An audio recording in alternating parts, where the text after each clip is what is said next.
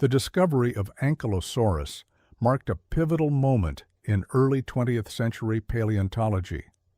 Named by Barnum Brown in 1908, the genus name is derived from the Greek words agilos, ankylos, meaning bent or crooked, and savros, sauros, meaning lizard. Brown intended the name to reflect the ankylosed or fused nature of the bones in the skull and body, which created a rigid, fortress-like structure. The specific epithet, magniventris, translates to great belly, referring to the immense width of the animal's torso, which suggested a massive digestive system. The type specimen was found in the Hell Creek Formation of Montana. Initially, the reconstruction of these animals was difficult due to the fragmentary nature of early finds. It took decades of comparative anatomy with other ankylosaurids, such as Euoplocephalus and Dioplosaurus, to accurately map the dermal armor, often referred to as osteoderms, that define the creature's silhouette. The skeletal architecture of Ankylosaurus is an evolutionary masterpiece of weight distribution and defensive engineering. Unlike the more gracile theropods or the towering sauropods, the ankylosaurid frame was optimized for lateral stability and ground-hugging permanence. 1. The cranial architecture. The skull of Ankylosaurus is perhaps the most robust of any ornithischian dinosaur. It is broader than it is long, a feature known as brachycephaly. The skull is entirely encased in capotegulae, small flat bony tiles that have fused to the underlying cranial bones. This fusion is so complete that the sutures between individual skull bones are invisible in adult specimens. One of the most fascinating aspects of the cranium is the secondary palate and the complex nasal passages. These airways were not straight tubes. Instead, they looped in a S or Z shape through the snout. Biomechanical modeling suggests these loops serve two primary functions: thermoregulation, acting as a heat exchanger to cool the brain, and vocal resonance.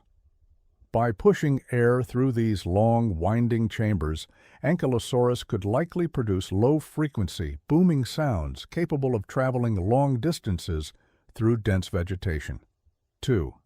Axial skeleton and body cavity. The vertebral column shows extreme specialization.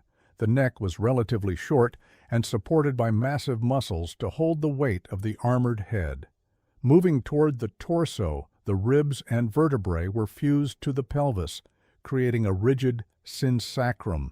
This fusion was necessary to support the immense weight of the dermal armor and to provide a stable anchor for the tail's swinging mechanism.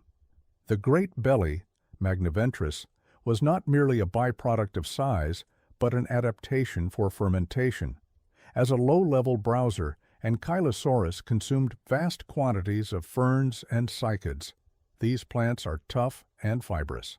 A massive gut acted as a fermentation vat where symbiotic bacteria could break down cellulose, a process that generates significant internal heat and gas, further justifying the animal's wide, barrel-shaped frame. The armor of Ankylosaurus was not a solid shell like that of a turtle. It was a flexible, mosaic-like system embedded within the dermis. This allowed for a degree of torso flexibility while maintaining near impenetrable coverage. 1. Structure of osteoderms. Each osteoderm consisted of a dense outer cortex of bone with a more porous, vascularized core. Histological studies show that these plates were covered in a thick layer of keratin, the same material found in rhino horns and bird beaks. This keratinous sheath likely came to sharp points or ridges, meaning the dinosaur was not just armored, but spiky. The arrangement followed a specific pattern. The cervical half rings. 2 sets of bone rings protected the vulnerable neck. The dorsal plates, rows of oval to keeled osteoderms, covered the back and flanks, interstitial ossicles. Between the large plates, thousands of tiny bony studs filled the gaps, ensuring no skin was left exposed to a predator's bite. The tail club of Ankylosaurus is one of the most specialized weapons in the fossil record. It is a dual-component system consisting of the handle and the knob. 1. The handle. The posterior half of the tail was modified into a rigid handle. The vertebrae in this section lacked the flexibility of a typical reptilian tail. Instead, the Prysygepophyses, interlocking joints, were elongated and fused. This transformed the tail into a stiff lever. 2. The knob. The knob was formed by 4 large bony plates fused together. In a large Ankylosaurus, the knob could exceed 60 centimeters in width. Computational fluid dynamics and finite element analysis, FEA, suggest that a full force swing of this club could generate enough force to fracture the cortical bone of a Tyrannosaurus rex's tibia. The strike was lateral because Ankylosaurus had a low center of gravity and an incredibly wide stance. It could swing the tail with immense centrifugal force without toppling over. This forced predators to engage with the most dangerous part of the animal, as the head and flanks were kept low and protected.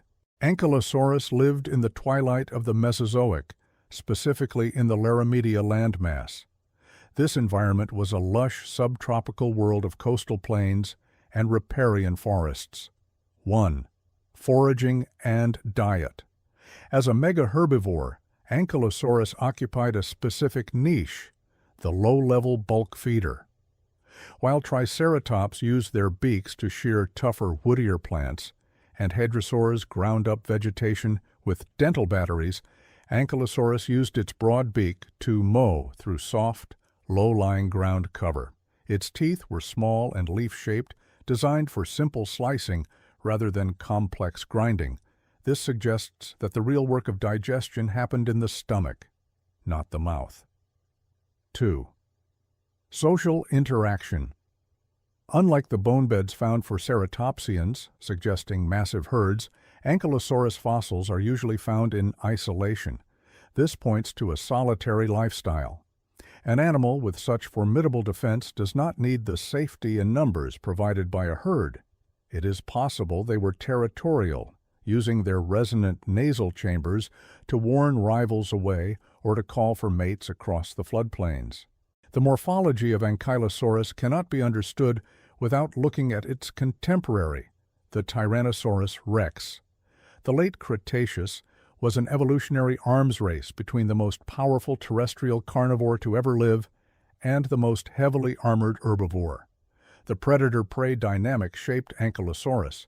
Every feature, the fused skull, the keratin-covered plates, the stiffened tail, was a direct response to the crushing bite force of a tyrannosaur. If a T-Rex could flip an Ankylosaurus over, the battle was over, as the underbelly was soft. Consequently, Ankylosaurus evolved a body plan that was almost impossible to flip. Low, wide, and incredibly heavy. The reign of the Ankylosaurids ended abruptly 66 million years ago. While they were invincible to biological predators, they were vulnerable to environmental collapse. The KPG extinction event, triggered by an asteroid impact, decimated the low-lying vegetation that Ankylosaurus relied on. Their large size and high caloric requirements meant they could not survive the impact winter that followed. However, in the fossil record, Ankylosaurus remains the definitive example of defensive evolution. It represents a lineage that abandoned speed and agility in favor of pure structural resilience.